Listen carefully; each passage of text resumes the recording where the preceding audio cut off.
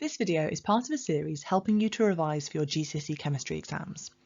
Today we're looking at how to build an effective revision timetable for the 2022 exams, using the advanced information published by the exam board. If you look in the description below, you'll find a link to the timetable that I'm using in this video. If you're preparing for the GCSE exams in 2022, then chances are this is your first time trying to craft a long-term revision timetable. Even if you had end of year 10 exams, and even if you've had mocks or pre-public examinations earlier this year, you probably haven't had any time off timetable to prepare for those, and you've probably had lots of other normal lessons and things going on around that.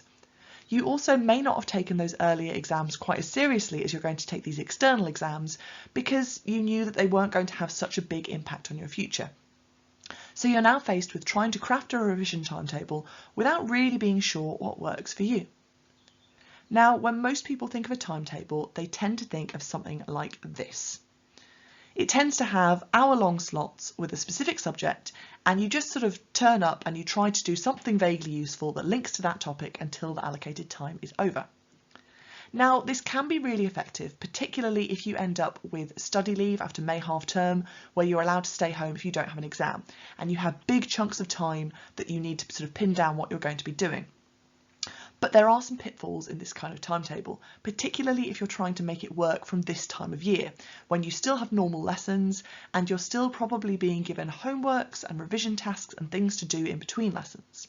So for instance, maybe you've planned to do some cell biology revision, but then your teacher gives you some photosynthesis exam questions.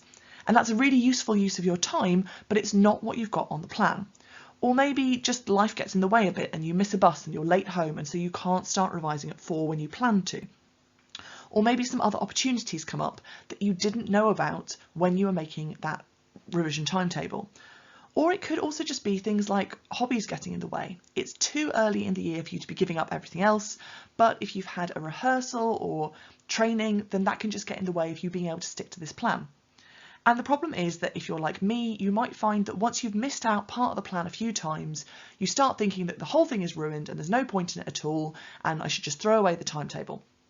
And even if you don't catastrophize like that, this can still leave you feeling quite overwhelmed and anxious, particularly because it's not very specific about what you need to do, and it doesn't give you much of an indication of what you've done. So, is there a better way? Well, yes, I think there is. So for the last few years, this is what I've recommended that my students do to keep track of their revision. Rather than allocating a specific topic to a specific day, you just say on this particular day I'm going to do this much chemistry revision. And then you have a list of topics and you write down what it is that you've actually revised. And that gives you a really clear indication of whether you've covered all the topics or whether you've missed something out, or whether you're just spending a lot of time on one particular topic and neglecting other things. So it's quite useful and it's much more flexible than a traditional revision plan. Now in 2022, of course, the exam boards have given us some advanced information, so we know the major topics that are going to be in each paper, and you do want to spend a bit of extra time revising those extra thoroughly because you know that you're going to be asked about them. So what I've done here is I've added in some extra lines.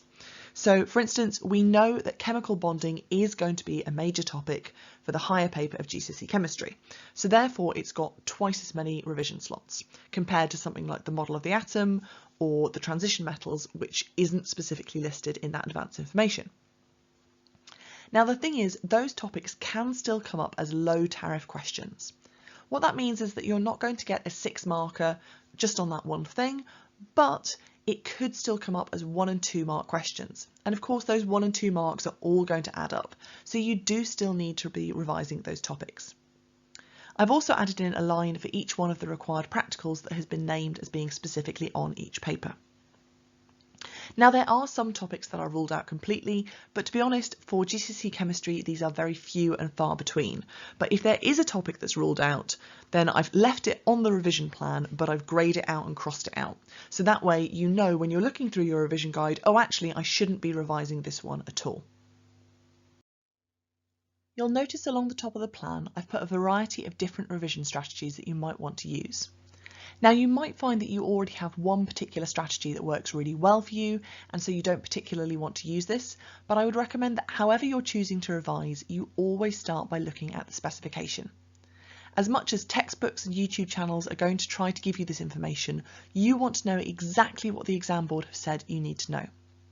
If you don't already have a copy, you can download the specification for GCSE Chemistry here. The other resource that you might not be familiar with are my recall questions.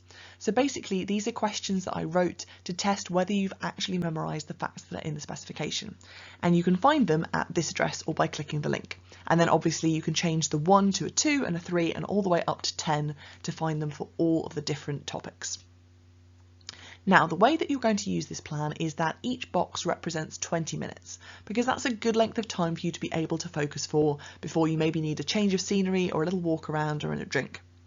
So each time that you do 20 minutes of revision, you just note down the date on the plan. So let's say that you start off on Monday and you look at the specification and make some notes for 20 minutes, and then you watch another YouTube video for 20 minutes, and then you make some flashcards for 20 minutes.